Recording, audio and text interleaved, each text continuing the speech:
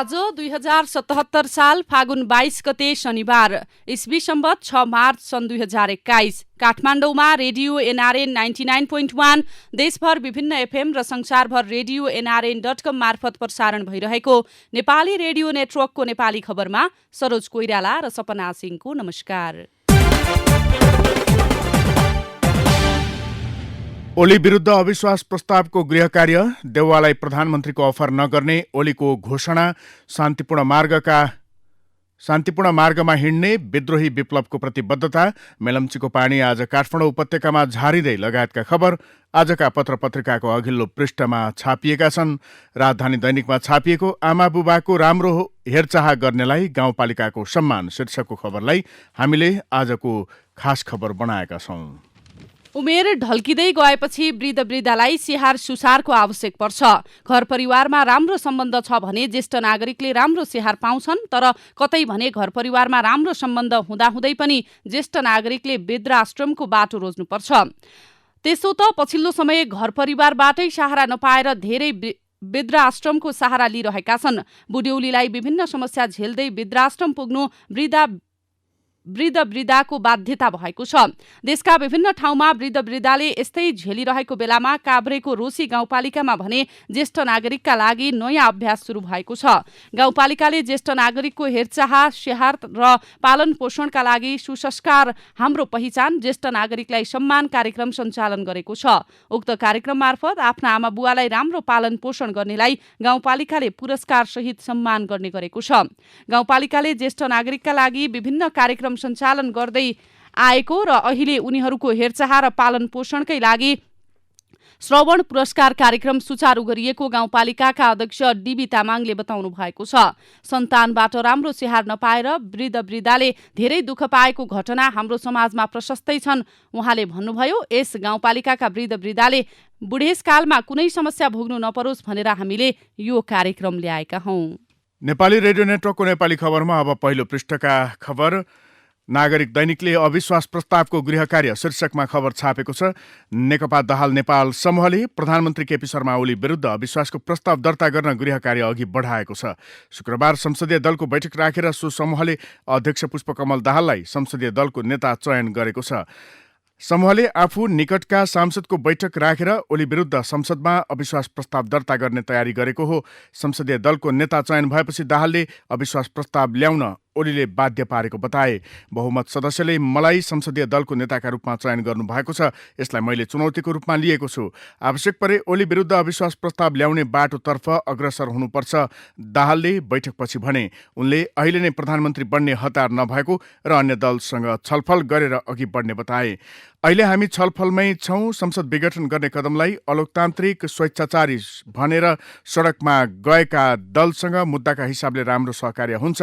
छलफलमा छौँ, 1-2 दिनमा टुङ्गो लाग्छ, दाहालले भने। अविश्वास प्रस्ताव सम्बन्धमा दाहाल नेपाल समूह कङ्ग्रेसको निर्णय कुरेर बसिरहेको छ।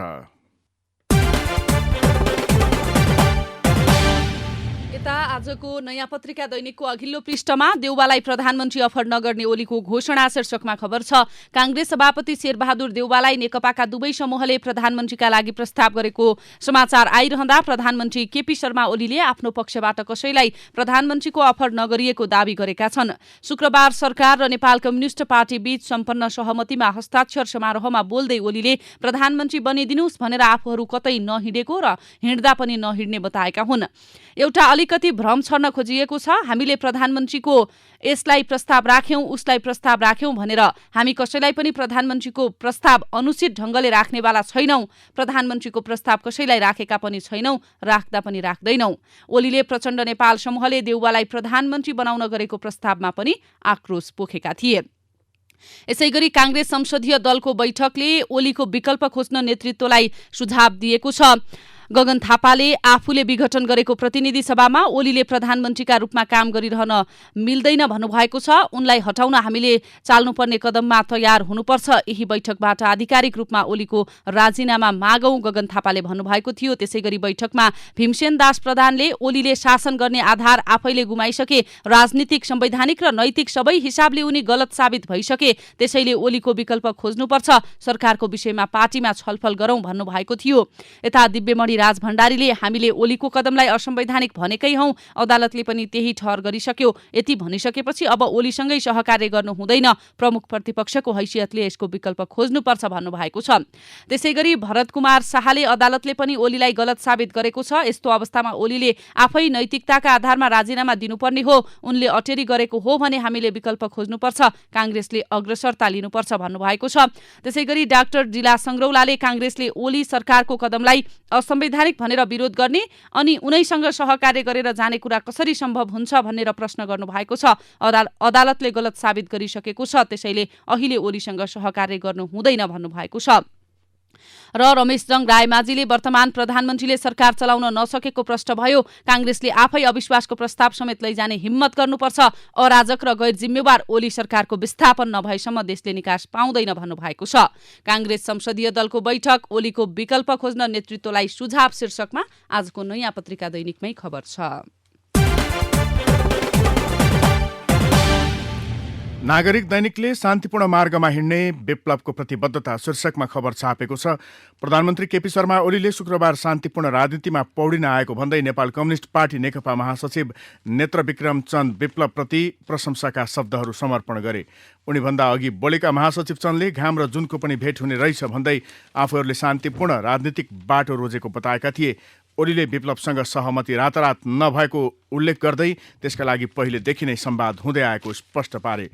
चन्दले सम्बोधनका क्रममा नेपाली जनताले अझै मुक्ति नपाएको स्पष्ट पारे। शान्तिपूर्ण बाटोमा आए पनि जनताको अधिकार प्राप्तिमा सक्रिय रहने उनको भनाइ थियो। कसैले नेपालका बारेमा आफ्नो ठानेर निर्णय गर्छु भन्दा नपाउने स्थिति छ। यो परिवेशलाई अन्त्य गर्न नेपाली जनतालाई एकचोटि अधिकार प्रयोग गर्न दिनुपर्छ।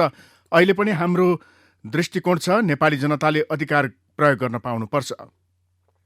नेता दल सबैलाई हामीले चुन्यौं, उनले भने आवश्यक पर्दा प्रत्यक्ष ढङ्गले नेपालबारे जनमत दिने, फैसला दिने अधिकार जनताले पाउनुपर्छ।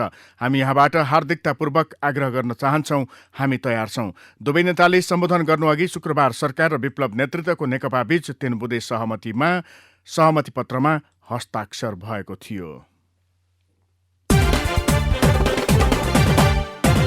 आजको राजधानी दैनिकको अघिल्लो पृष्ठमा दुवै पक्षका सांसद एकै लहरमा शीर्षकमा खबर छापिएको छ। दाहाल नेपाल पक्षका सांसद आइतबारबाट शुरू हुने संसद अधिवेशनमा सत्तापक्षको लहरमा नै बस्ने भएका छन्।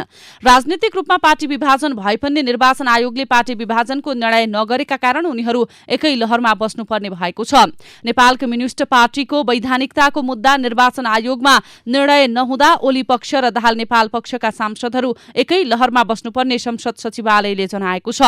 पार्टी विभाजन वा फरक दल भएको जानकारी संसदमा नआएसम्म हामीले सत्तापक्षका सांसदहरू सबैलाई एकै स्थानमा बस्ने व्यवस्था मिलाएका छौं, संसद सचिवालयका प्रवक्ता रोजनाथ पाण्डेले भन्नुभएको छ। संसदमा एउटै दल नेपाल कम्युनिस्ट पार्टी नेकपाको सांसदको रूपमा उहाँहरूलाई एकै स्थानमा बस्ने व्यवस्था मिलाएका हौं। राष्ट्रिय सभाको बैठकमा पनि एकै लहरमा बस्ने व्यवस्था मिलाएका कारण दुवै पक्षका सांसदहरू सँगै बसेका थिए। पार्टीको शीर्ष नेता तथा पूर्व प्रधानमन्त्रीहरूलाई छुट्टै बस्ने व्यवस्था गरिएको संसद सचिवालयले जनाएको छ। नेपाल कम्युनिस्ट पार्टी नेकपाको पुष्पकमल दाहाल माधव कुमार नेपाल समूह आधिकारिकता दावी गर्दै दोस्रो पटक निर्वाचन आयोग पुगेको छ। सो समूहले यसअघि गरेको आधिकारिकता दावी सम्बन्धी प्रक्रिया हदम्याद समाप्त भएका कारण अघि बढ्न नसकेपछि फेरि शुक्रबार आयोगमा पुगेर आधिकारिकता माग सम्बन्धी पत्र बुझाएको छ। उक्त समूहले आफ्नो पक्षमा बहुमत रहेको दावी गर्दै राजनीतिक दल सम्बन्धी ऐनको दफा 43 र 44 अनुसार आधिकारिकता माग गरेको हो। फेरि आयोग पुग्यो दाहाल नेपाल समूह शीर्षकमा नागरिक दैनिकमा यो खबर छापिएको छ। काठमाडौँ महानगरले तोक्यो कोरोना विरुद्धको खोप लगाउने 15 केन्द्र शीर्षकमा आजको नयाँ पत्रिका दैनिकमा खबर छ। दोस्रो चरणको कोरोना भाइरस विरुद्धको खोप अभियानका लागि काठमाडौँ महानगरपालिकाले 15 खोप केन्द्र तोकेको छ। 23 फागुनबाट शुरू हुने अभियानमा 55 वर्षमाथिका ज्येष्ठ नागरिक, विद्यालयका शिक्षक, कर्मचारी तथा सार्वजनिक यातायातका चालक र सहचालकलाई खोप दिने तयारी छ। खोप केन्द्र अस्पताल नै हुनुपर्ने प्रावधानले महानगरभित्रका 15 वटा अस्पतालमा खोप केन्द्र तोकिएको छ। महानगर नगरपालिकाले परिचय खुल्ने फोटोसहितको परिचय पत्र देखाएपछि तोकिएका मध्ये पाएक पर्ने अस्पतालमा खोप लगाउन सकिने जनाएको छ। बिहीबार मेयर विद्यासुन्दर साकेको अध्यक्षतामा खोप व्यवस्थापनका लागि पालिका समन्वय समितिको बैठक बसेको थियो। पाको उमेरका व्यक्तिलाई लक्षित समूहमा परेकाले आराम गर्ने तथा तातो वा चिसो पानी र बिस्कुटको व्यवस्था गरिनेछ।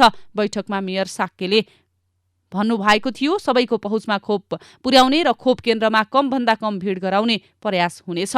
तोकिएका बाहेकका अस्पतालले पनि खोप कार्यक्रम सञ्चालन गर्न चाहे महानगरपालिकाले सघाउने पनि मेयर साक्यले बताउनु भएको छ। मेरो ठम्याइ छ कि तपाईँ बलियो किशोरी हो। मेरो शुभकामना छ तपाईँलाई। चाँडोभन्दा चाँडो निको हुनुहोस्। सधैँभरि यसरी नै मुस्कुराउनुहोस्। बलिउडका महानायक अमिताभ बच्चनले मुस्कान खातुनका लागि मुस्कानको कामना गरेका वाक्य हुन् यी वाक्य मात्रै होइनन्, मुस्कानका दुवै ओठका लागि मन्द मुस्कान हुन्।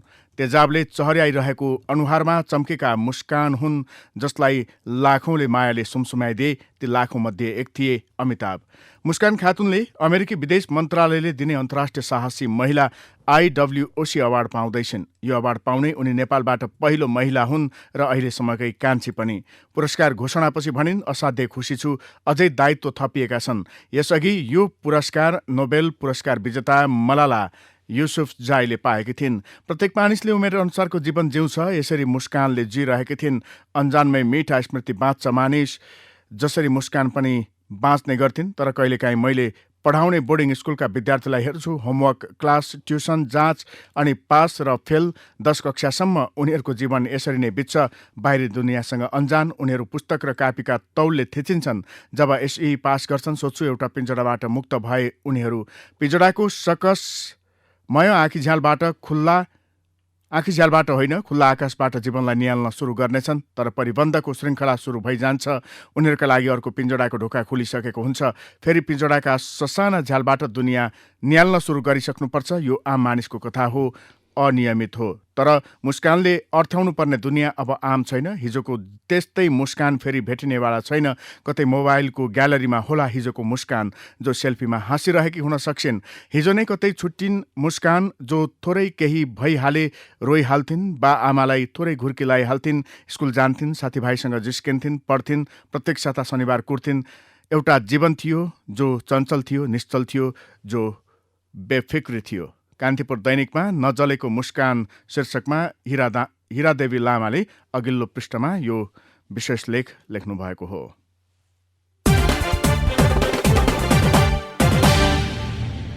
भिजिट भिसामा विदेश जाँदा महिलाले परिवारको सहमति र स्थानीय तहको सिफारिस प्रस्तुत गर्नुपर्ने विवादास्पद प्रस्ताव स्थगित गरिएको छ। नयाँ कार्यविधि तत्कालका लागि स्थगन भएको गृह मन्त्रालय अध्यागमन विभागका निर्देशक टेकनारायण पौडेलले जानकारी दिनुभयो। भिजिट भिसामा मानव तस्करी नियन्त्रण गर्न भन्दै गृह मन्त्रालय अध्यागमन विभागले 40 वर्ष मुनिका महिलाका हकमा खाडी लगायतका देशमा जान परिवारको सहमति र सिफारिस चाहिने कार्यविधि ल्याएको थियो।